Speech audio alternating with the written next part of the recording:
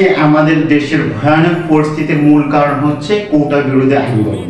এই কোটা বিরোধী আন্দোলন আমাদের জীবনের জন্য অথবা এই জাতির জন্য কতটুকু গুরুত্বপূর্ণ সেই বিষয়টি আজকে আমি তুলে ধরব।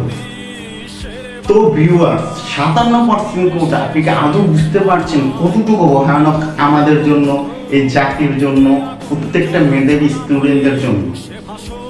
ঢাকা ইউনিভার্সিটি, জগন্নাথ ইউনিভার্সিটি, রাজশাহী ইউনিভার্সিটির মধ্যে স্টুডেন্টরা আজকে চাকরি পাচ্ছে না। চাকরি পাচ্ছে কারা? তাদের মেধা কম হওয়া সত্ত্বেও তাদের আত্মীয় স্বজন মুক্তিযোদ্ধা হওয়ার কারণে তারা অনায়াসে চাকরি পেয়ে যাচ্ছে, আর নানা হয়রানি শিকার করতে হচ্ছে আমাদের মতো মেধাবী স্টুডেন্ট।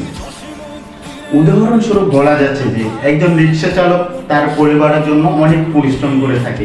সে চায় যে তার ছেলে মেয়ে একটা ভালো পর্যায়ে যায়, মানুষের মতো মানুষ হোক, কিন্তু কিভাবে হবে? তার তো কোনো কোটা নেই। কেননা বর্তমান সরকারের প্রেক্ষাপটে অথবা তাদের কোটা পদ্ধতি নিয়ম নীতি অনুযায়ী তারা বুঝিয়ে দিচ্ছে যে যতই মেধাবী হোক না কেন স্টুডেন্ট, যদি তাদের কোনো আত্মীয় স্বজন অথবা তাদের দাদা নানা যদি মুক্তিযোদ্ধা না হয়ে থাকে, তাহলে তার কোনো চাকরি মিলবে না।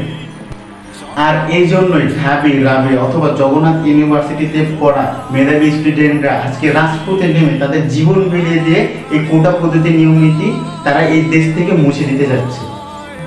তাহলে আমি আর আপনি কেন ঘরে বসে রয়েছি? আমাদের উচিত তাদের মতো রাজপথে নেমে শত্রুদের সাথে লড়াই করে কোটার মতো কঠিন পদ্ধতি বাংলাদেশ থেকে মুছে ফেলা, এবং আমরা তাদের এটাও বুঝিয়ে দিব যে জীবনের কঠিন সময় কিভাবে শত্রুদের সাথে লড়াই করে জয়ী হতে হয়, এবং প্রতিষ্ঠা করব সন্ত্রাস মুক্ত, ভয়ানক মুক্ত, মেধাবীতে পরিপূর্ণ বাংলাদেশ।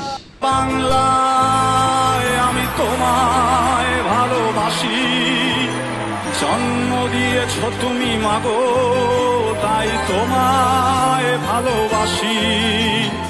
আমার প্রাণের বাংলায় আমি তোমায় ভালোবাসি।